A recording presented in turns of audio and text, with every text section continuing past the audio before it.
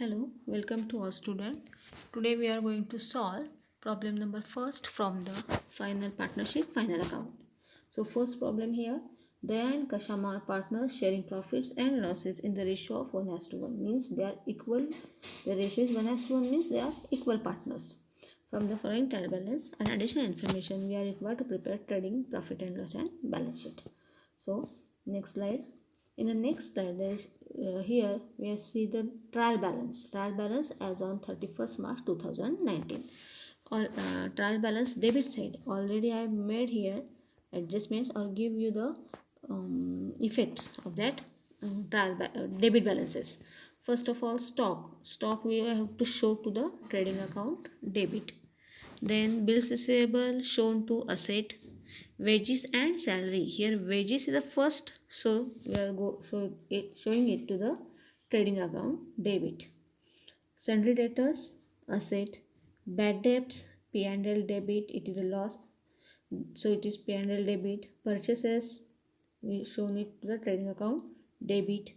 Motor car asset. Machinery asset. Audit fees P&L debit. Sales return, it is less from sales. Then discount is shown to a debit balance means this discount is a discount given, so it is expenses and it is shown to P&L debit. Then building asset. Cash at bank asset. Investment asset. Advertisement, it is expenses shown to P&L debit. Royalty trading account debit. Next side here, credit balances. In the credit balances, first general reserve shown to liability side.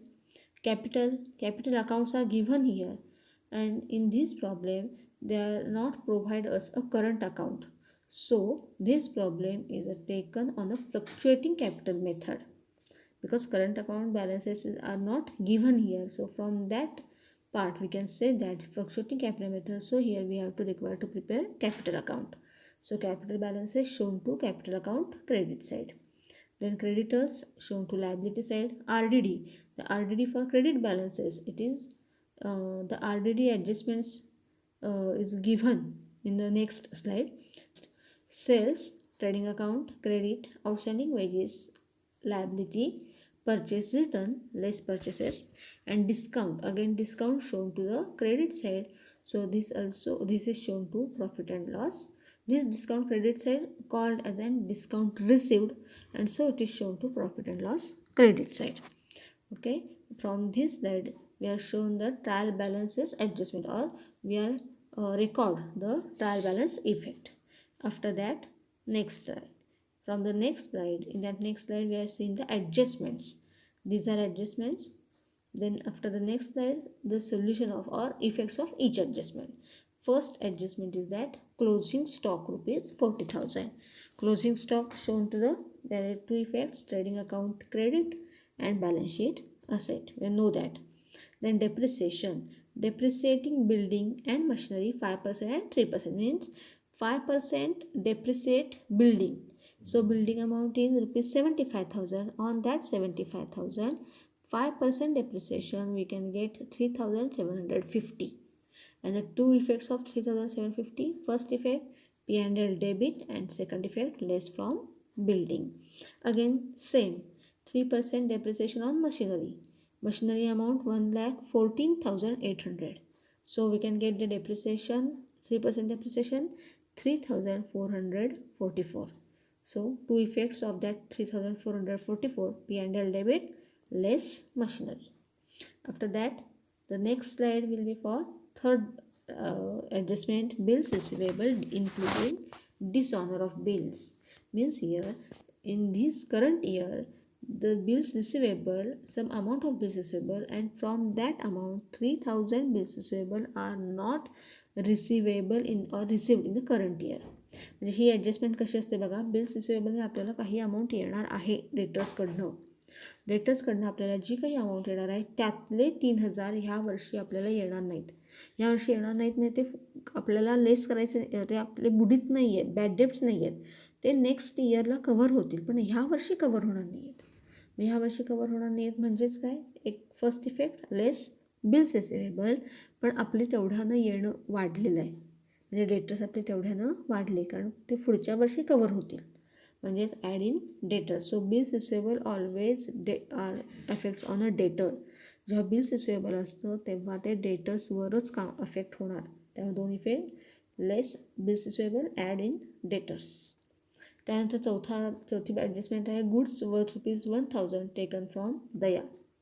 Taken by Daya for personal use. Means it is a drawings two effects. Trading account credit because goods are goes out, so trading account credit and partners capital account. आता इथे तुम्ही लेस from purchase अशीही adjustment करू शकता.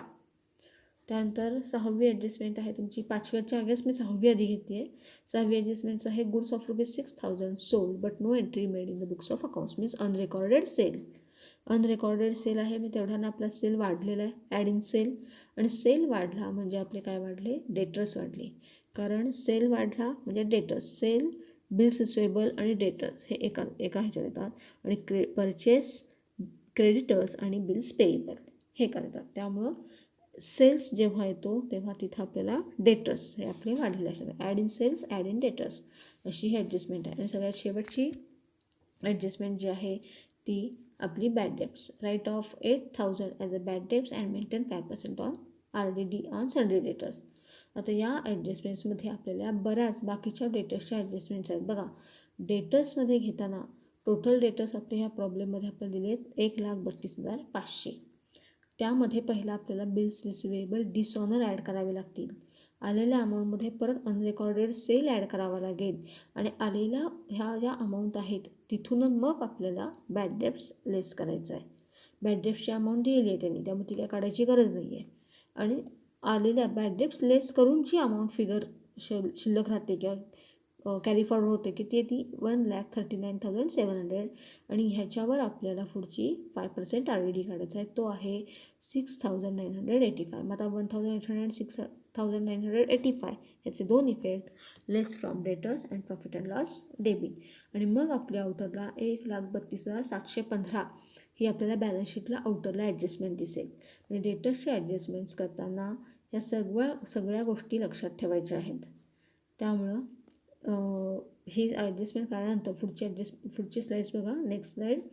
Here I give the important notes about debtors. मी तुम्हाला इथं डेटर्सची important note आणि डेटर्सचाच P&Lला इफेक्ट कसा दिसणार आहे ह्याची नोट दाखवलेली आहे.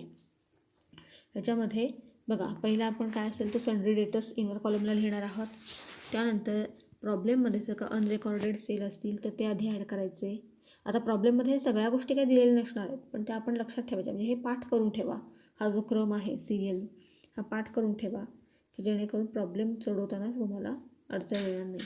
सन्ड्री डेटर्स आहे त्यामध्ये अनरेकॉर्डेड सेल ॲड करायचा. जर का प्रॉब्लेममध्ये बिल डिसऑनर दिलं असेल तर ते ॲड करायचं आलेल्या अमाऊंटमधून. मग आता जी खाली शिल्लक राहिलेली अमाऊंट असेल ॲड करून मग जी काही डेटर्सची इनर कॉलमला अमाऊंट आलेली असेल त्यातून पहिला न्यू बॅड डेब्ट्स लेस होतील. न्यू बॅड डेब्ट्स म्हणजे ॲडजस्टमेंटमधील असलेले बॅड डेब्ट्स हे न्यू बॅड डेब्ट्स असतात.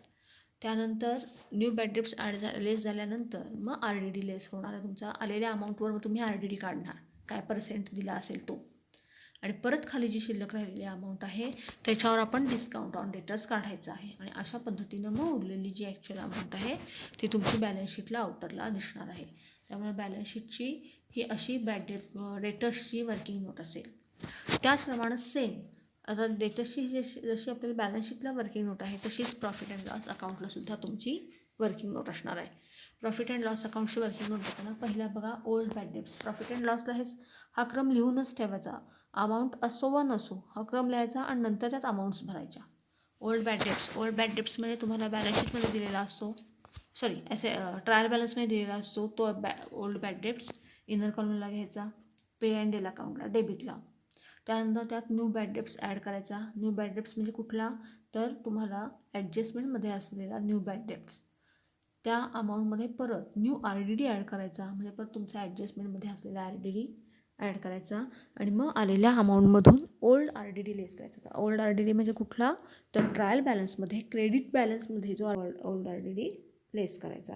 अशा पद्धतीनं आपल्याला ही वर्किंग नोट P&Lची दाखवायची आहे. त्यामुळे हा bad debts important notes for asset and P&L account. Notes for P&L account. Then in this problem there are also 2 hidden adjustments. Hidden adjustments आहेत बघा. यामध्ये हिडन ॲडजस्टमेंट्स कुठले आहेत? 10% इन्व्हेस्टमेंट एवढंच दिलं आपल्याला. 10% इन्व्हेस्टमेंट म्हणजेच काय की आपल्याला इयरली 10% आपल्याला त्या अमाऊंटवर इंटरेस्ट मिळतो. ती कुठेही सांगितलेली नसती, पण ती 10% ह्याला हिडन ॲडजस्टमेंट म्हणतात. त्यामुळे आपल्याला बघा 20,000वर आपण 10% काढले तर आपल्याला 2,000 अमाऊंट मिळणार आहे. मग ही 2,000 अमाऊंटचे 2 इफेक्ट होणार. कारण ही interest on investment is a receivable, ही मिळते आपल्याला दरवर्षी मिळते, रिसिवेबल असते. त्यामुळे ती असणार प्रॉफिट अँड लॉस अकाउंटच्या क्रेडिटला, इन्कम आहे म्हणून. आणि दुसरा इफेक्ट जातो बॅलन्स शीट असेटला. तशीच आपल्याला दुसरी आणि एक हिडन ॲडजस्टमेंट आहे, ॲडव्हर्टाइजमेंट पेड फॉर 9 months ₹4,500. म्हणजेच काय? ॲडव्हर्टाइजमेंट पेड फॉर 9 months, 9 महिन्याची ॲडव्हर्टाइजमेंट पेड केली. ह्याचाच अर्थ 3 महिन्याचे ॲडव्हर्टाइजमेंट अजून पेड केलेले नाहीत. Steel 3 months advertisement outstanding. So परत इथं आपल्याला आपण इक्वेशन केलेलं आहे 4,500 into 3 divided by 9 असं आपल्याला 1,500, म्हणजे आपले 1,500 ॲडव्हर्टाइजमेंट आपण अजूनही पेड केलेली नाही. मग त्याचे 2 इफेक्ट, ॲड इन ॲडव्हर्टाइजमेंट आणि दुसऱ्यांना बॅलन्स शीट लायबिलिटी. अशा पद्धतीने तुम्हाला ह्या स्लाईड्समध्ये मी सगळे वर्किंग नोट्स ह्या दाखवलेल्या आहेत. प्रॉब्लेम आहे, प्रॉब्लेममध्ये सुद्धा ट्रायल बॅलन्सचा पोस्टिंग कसं आहे ते सुद्धा दाखवलेलं आहे. त्यानंतर आत्ता मी ही नुसते एक्सप्लेन केलेली आहे, पण ही PDF मी तुम्हाला ग्रुपवर शेअर करणार आहे. तेव्हा तुम्ही ह्या सगळ्या वर्किंग नोट्स किंवा सगळ्या ॲडजस्टमेंट्स ह्या लिहून घेऊ शकता आणि लिहून घ्याच. आणि त्यानंतर अनेक महत्त्वाची गोष्ट म्हणजे यामध्ये तुम्हाला करंट अकाउंटचा बॅलन्स कुठंही दाखवलेला नाही. कॅपिटल अकाउंट दिला आहे, म्हणजे इथं आपण करंट अकाउंट काढायचा नाही, फक्त कॅपिटल अकाउंट काढायचा. म्हणजे ह्या प्रॉब्लेममध्ये आपण trading account, profit and loss account, partners capital account आणि बॅलन्स शीट असे 4 अकाउंट्स काढणार आहोत. म्हणजे हा कॅपिटल अकाउंट दिला आहे ह्याचाच अर्थ ही फ्लक्च्युएटिंग कॅपिटल मेथडचा प्रॉब्लेम आहे. तो अशा पद्धतीने आपण सोडवू शकतो.